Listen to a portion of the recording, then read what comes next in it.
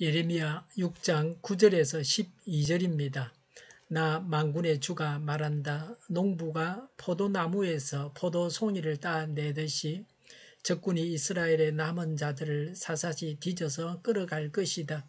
그러니 예루살렘아, 아직 시간이 있을 때에 포도 따는 사람이 포도 덩굴을 들추어 보는 것처럼 내가 구할 수 있는 사람들을 구해야 한다.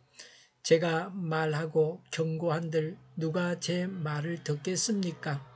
그들은 기가 막혀 주님의 말씀을 들을 수 없습니다. 주님께서 하신 말씀을 전하면 그들은 저를 비웃기만 합니다. 말씀 듣기를 좋아하지 않습니다. 그들을 향하신 주님의 진노가 제 속에서도 부글부글 끓고 있어서 제가 더 이상 주님의 진노를 품고 있을 수도 없습니다. 그러면 나의 분노를 길거리의 아이들에게 쏟아라. 젊은이들이 모인 곳에다가 쏟아라. 결혼한 남자들과 결혼한 여자들이 잡혀갈 것이다. 청년이 잡혀가고 죽을 날을 기다리는 노인도 잡혀갈 것이다.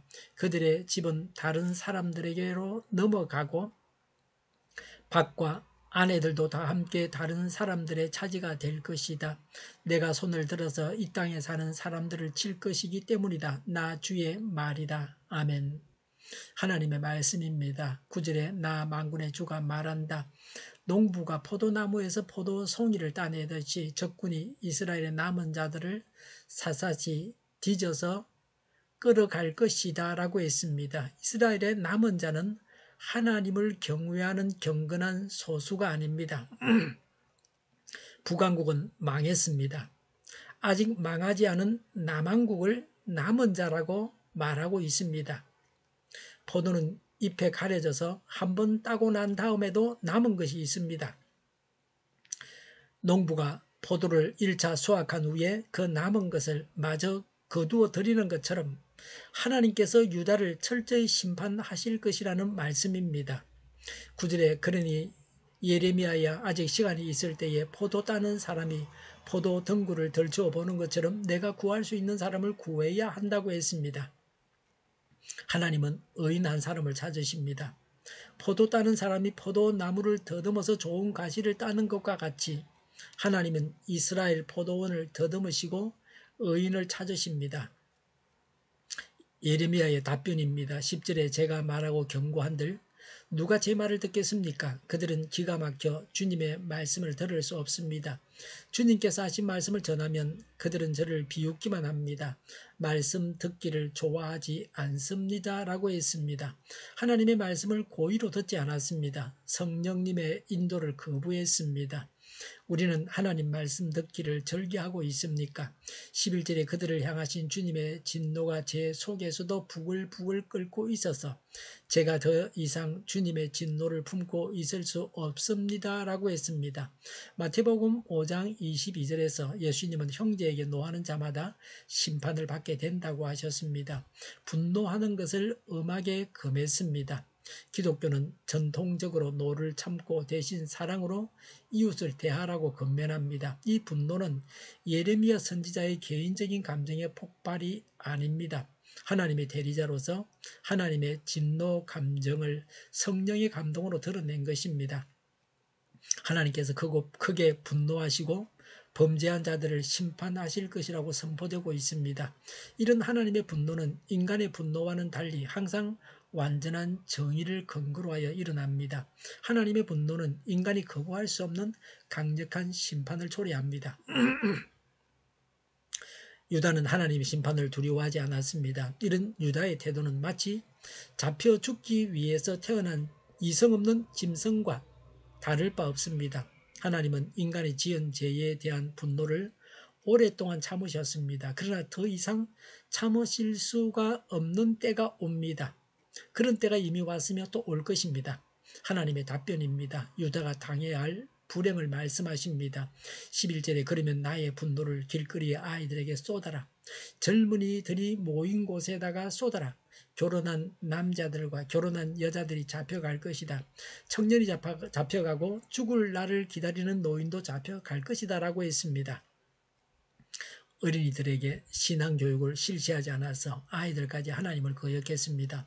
유다에 대한 하나님의 심판이 어떤 특정 대상이 아니라 전 국민을 상대로 한 것임을 보여주는 구절입니다. 유다의 영적 무감각과 부패가 특정한 사람에게 국한된 것이 아니라 남녀노소를 막론하고 온 백성들 모두에게 퍼져 있는 강범위한 현상임을 시사합니다.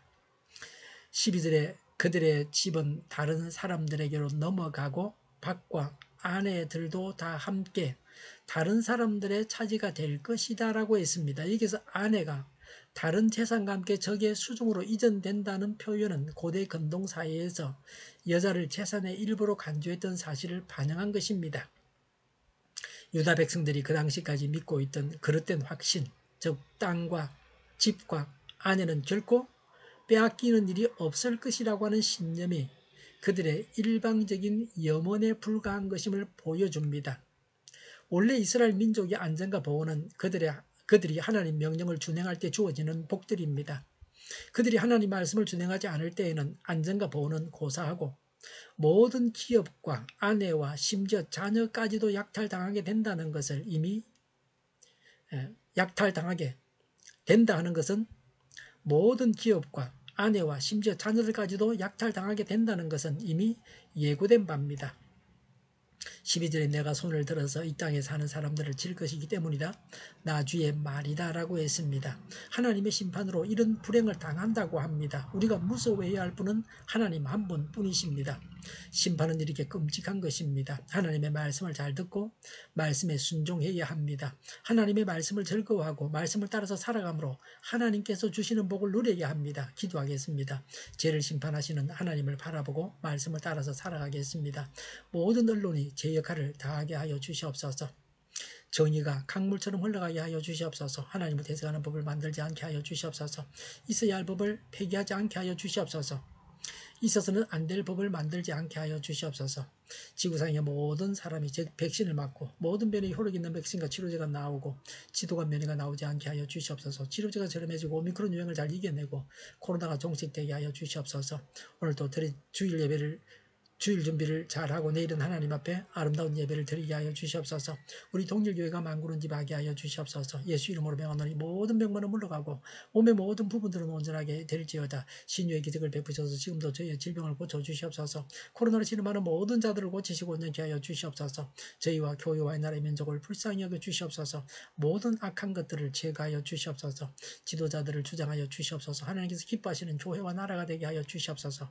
물가가 안정되고 식품과 원유와 가스와 석탄 가격이 내려가고 경제가 나아지고 비가 필요한 곳에 비를 내려주시옵소서. 비 피해가 없게 하여 주시옵소서. 잘못된 지도자들을 제거하셔서 이 나라가 죽음의 길로 가지 않고 사는 길로 가게 하여 주시옵소서. 안개가 그치게 하시며 늘 맑은 공기를 마실 수 있게 하여 주시옵소서. 공부한 학생들에게 지혜를 다하셔서 앞서가게 하시며 합주의 영광을 누리게 하여 주시옵소서.